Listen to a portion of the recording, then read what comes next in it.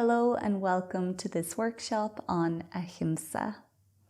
This series of workshops is focusing around the 8 limbs of yoga, also known as the 8th-fold path of yoga or Ashtanga yoga.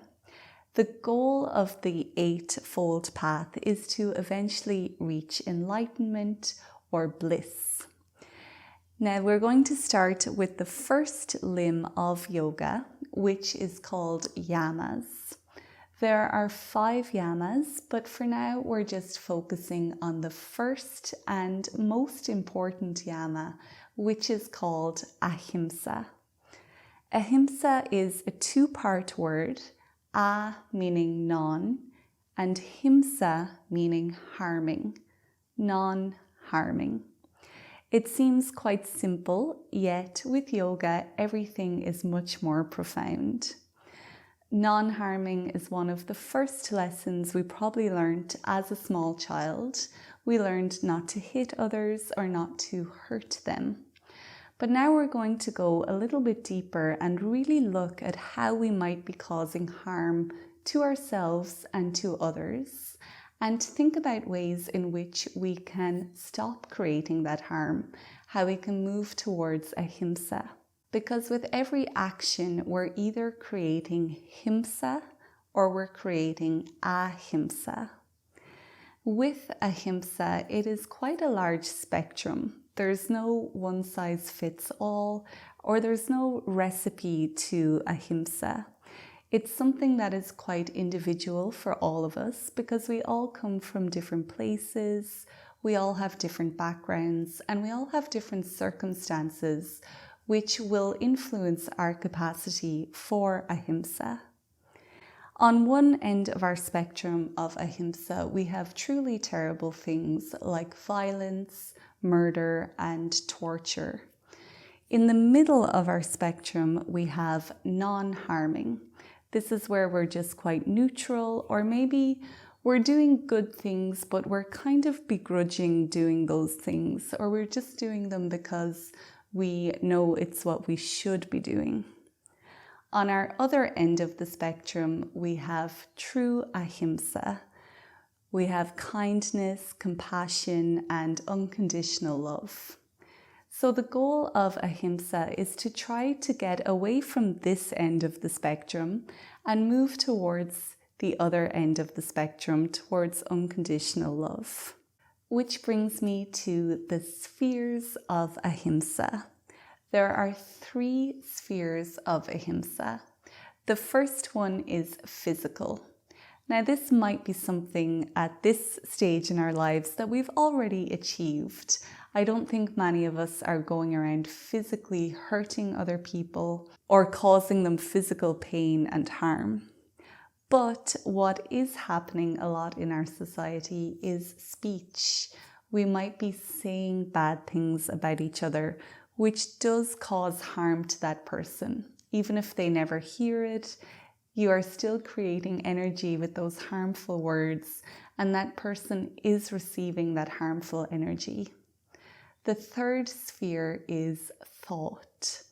Once we have conquered our ability to stop speaking badly about people, then we can look at our third sphere of ahimsa, and maybe we can start to stop thinking badly about others. Because again, everything becomes energy. Thoughts become energy, and even when we're thinking something bad about someone, if no one ever hears it, that energy is still there, and that energy can still go and harm that person that you're thinking badly about. We also have spheres of influence within ahimsa. Our inner sphere, our most important sphere, is the self. We have to start at the self and stop harming ourselves through our physical actions, our speech, and our thoughts towards ourselves. Once we have stopped doing that, then we can look towards others. We can stop sending harm to other people. Once we've done that, then we can look at the global sense, the world, or even the universe. and we can stop sending our harm out into the world. So we can see with the spheres of Ahimsa and the spheres of influence that the most important thing and the place to start is to be kind to ourselves and to stop harming ourselves. So how do we start to create more Ahimsa within our lives? There are seeds of Ahimsa, seeds which we are planting with every thought and with every word and with every action that we take. The seeds of Ahimsa is patience, presence, kindness, and compassion. So patience is something that we practice in our physical yoga practice all of the time, especially when we practice Yin Yoga. Within Yin Yoga, we have to hold the poses for quite a long period of time, and this can become frustrating and boring, but it's teaching us patience. It's teaching us just to stay with the body, to stay with the pose, and just to accept it as it is. The second seed of Ahimsa is presence. Our physical yoga practice is also teaching us presence because we're always training the mind to come back to the body, to come back to the breath, to get away from the past or come out of the future and just be present. The next seed of Ahimsa is kindness. Our yoga practice is also teaching us to be kind to ourselves, to maybe turn off or tune out those negative thoughts and see how we can cultivate more positive thoughts. And our next seed is compassion. Again, our physical yoga practice, our asana practice, is always teaching us to be compassionate towards ourselves, not to push too deeply into a pose, and to always just accept the limitations of the body and never go past those limitations, to be compassionate, to be understanding of where we are right now. Now, just as there are seeds of Ahimsa, there are also seeds of Himsa, which we need to be aware of because either consciously or subconsciously, we could be planting these seeds of Himsa too. The first seed of Himsa is aggression. Sometimes we can be quite aggressive within our physical yoga practice. Maybe our jaw is clenched and we're really trying to get into a pose. We're really trying to push deeper, go further, to get that pose, to master it. But that is where we can hurt ourselves in yoga. That's where that physical harm is coming in. The next seed of Himsa is hastiness, when we're going too fast, when we're not slowing down, when we're not maybe pausing before we react, before we say something. When we're physically going too fast, that's when we can become careless, and that's when we can physically hurt other people. And then we can have hastiness within our minds as well, just moving too fast all the time, not taking that time to calm the mind down and to slow down a little bit. Now, our final seed of Himsa is selfishness. Of course, there are times in life when we might have to be selfish, when we have survival issues, or when we have boundaries that we need to put up with people or circumstances in order to protect our own well-being.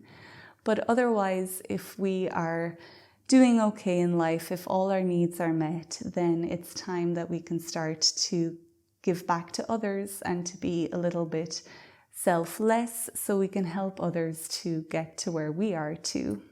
So that is Ahimsa in a nutshell. If we could only master one of these teachings of yoga, I think Ahimsa should be it. This is just the first yama within the first limb of the 8 limbs of yoga. But if we can stop harming ourselves and to stop harming others, then the world really would be a better place and your life would be so much more fulfilling. It's quite hard to wake up and just decide I'm going to live with unconditional love from now on. But what we can do is start to look at these seeds of either Himsa or Ahimsa and just start to plant more of the Ahimsa seeds.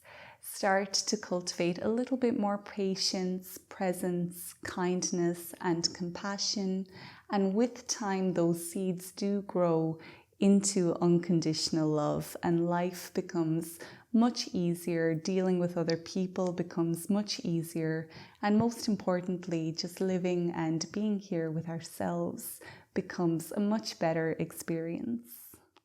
So your mission, if you choose to accept it, is to stop harming yourself through your thoughts, your speech, and your physical actions. The yoga mat is the absolute perfect place to start practicing Ahimsa. It is a physical practice, so we're physically with our bodies, learning to take care of them and not to harm them. During a yoga practice, we're generally not speaking to anyone else, we're just speaking to ourselves. So we're watching what we're saying, and we're making sure we're only speaking kindly to ourselves. And then in our physical yoga practice, we are also observing our thoughts, and we're just watching what thoughts are coming in. We're learning to close the door on those negative, harmful thoughts, and we're learning to cultivate more positive and less harming thoughts towards ourselves. So with that being said, the next portion of this workshop is the physical yoga practice, where we'll be doing some yoga asana with the theme of Ahimsa at the forefront of our minds. And we're really going to put what we've discussed here in this video into practice, literally. So if you have any questions, please feel free to leave them in the comment section below. If this video resonated with you, you might listen to it again or really try to meditate on the concepts that we have discussed today, really trying to look at your own life. If there is Himsa, where can we start to add that A in front of it and make it Ahimsa? It might be a nice exercise just to write down some of the areas within your life where you think you are creating Himsa. So I'll see you on the yoga mat. Until then, take care and goodbye.